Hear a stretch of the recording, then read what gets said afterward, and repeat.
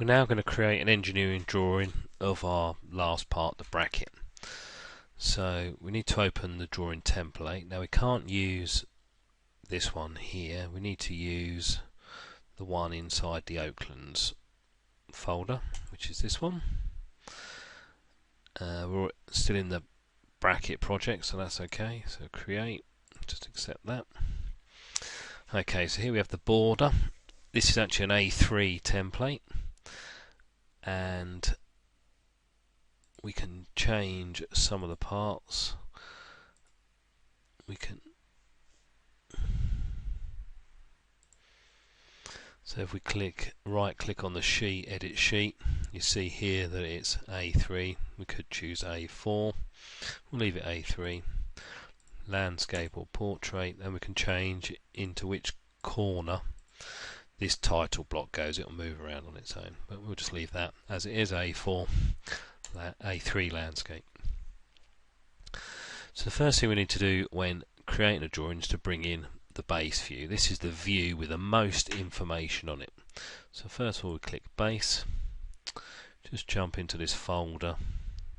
If you have one part open, it'll already select it if you have a part open down here, but we haven't got anything open, so we just click on bracket and open. Okay, so this is the view it's trying to do, which is looking from the top. So we can just cycle down through there. That's the one we want, looking at it from the front. Okay, so we're going to put that over here. We've got some other options. Scale 1:1. We can turn this information on if we want to see it, but we don't. We can have hidden detail shown, hidden lines removed, or shading. We'll come back to that in a moment. So we're just going to put this one down here. Automatically it's going to create a projected view, so we could have at the top, the side. You just go to one of these positions, you can get an isometric view, and we're just going to put that over there. Right click, click create, and they're in, so you can see the hidden details there.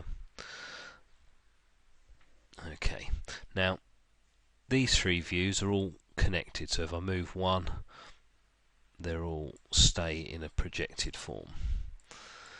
The isometric view, so there it shows us there are the views, you see the little dotted lines coming on, and this view 4 is the isometric view. This gets detached, and we can move that about, and we can also, if we right click, what I did there was right click on the dotted line, edit view, we can go in and just change this view on its own because it's not linked to these anymore. So we can, for example, turn it to a shaded model. Okay, so we don't shade the drawing bit. This isometric view is just for pictorial reference, so you can sort of see what it looks like. Okay, so we've got the views. We're actually going to create a section view over here to make all this bit of information a bit clearer. So I'm actually just going to click on this one view here, right click, press delete, get rid of that. And we're just going to add a section view, which is as if we hacksawed through our parts. The first thing it asks us is which one do we want, a section view, this view or this view. We'll pick this one. Okay, then it wants us to draw a line of which it's going to cut down. Now don't click, we want to cut down the middle. Don't click on these points here, because if you click on there, then the section line that appears in a moment gets stuck on that, so you just waft over it and then come up. Now we can left click, come straight down, left click again, right click, continue, and then we can place the section view over here. And we've got some options again, we'll just leave it as per the others. Everything else is okay, so we can just click left click and it's there. I'm just going to move this title underneath, and I can move these lines, extend them if I want to.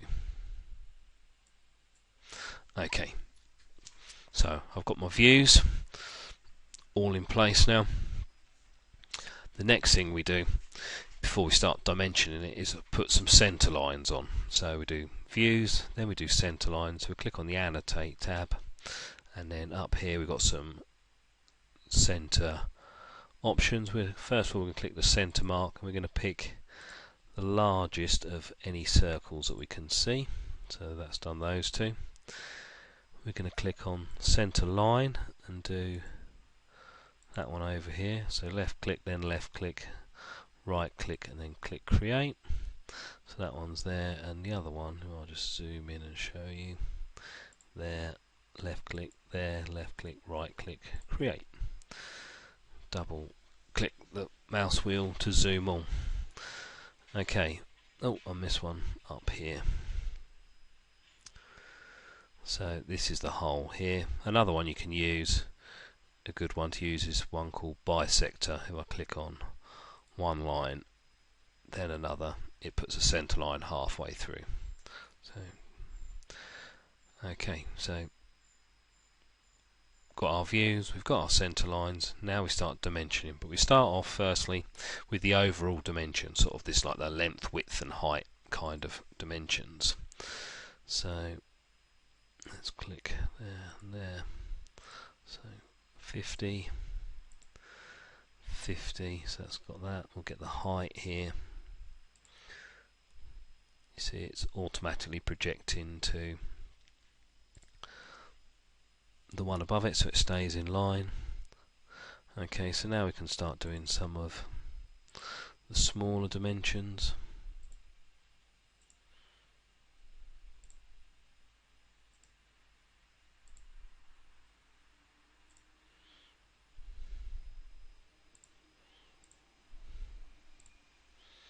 So this one was just touching on there, so we'll fix that in a minute. Okay, so it's got all the heights there.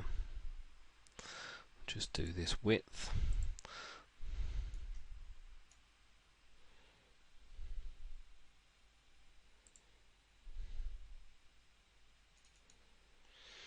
Okay, so what have we got left? We'll do the chamfer in a minute. We can do this hole here, 20. We'll leave this hole for a second. The other one we can do is a radius in here. Now, if we try and do the radius here, it's clicking to the end on the center points. We just need to come in and just come away from the center point and then click. Okay, because if I actually click one of the center points, it doesn't it wants to do a 2-point dimension. Okay, so that's those done. We'll just do the chamfer because that's got its own tool. So click on the angle part, click on the horizontal or vertical part. It does that, and the last one is this whole dimension. Click there. Now this gives us all the information about the hole. The tap-in size, the counter bore size, 16mm diameter, 5mm deep. I think that's all of the dimensions for now. So we're just going to go and change these. So right click and OK to come out of this dimension command. And now I can just move these up a little. Like that. Okay, now we can hit save. Now it's automatically pulling that information through, so you didn't rename your part properly, it'd have brought part 1 through, which doesn't tell us a lot. So you've got a chance to rectify that here. So we're just going to, because we did ours properly, we're going to leave it as bracket, hit save.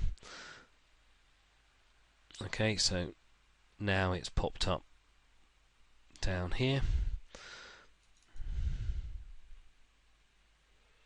Final check everything's okay. So we're happy with that, we've saved it. The last thing we're going to do is just export it to a PDF. So this means I can look at it, or you can look at it and print it off without the need to have Inventor software. Again, it's just going to save it in the folder, project folder. Again, we'll call it bracket PDF, save, and it's that file that you're going to upload once you've finished. And there it is. It's now appeared in our PDF. So we can close that, and that's the end of this.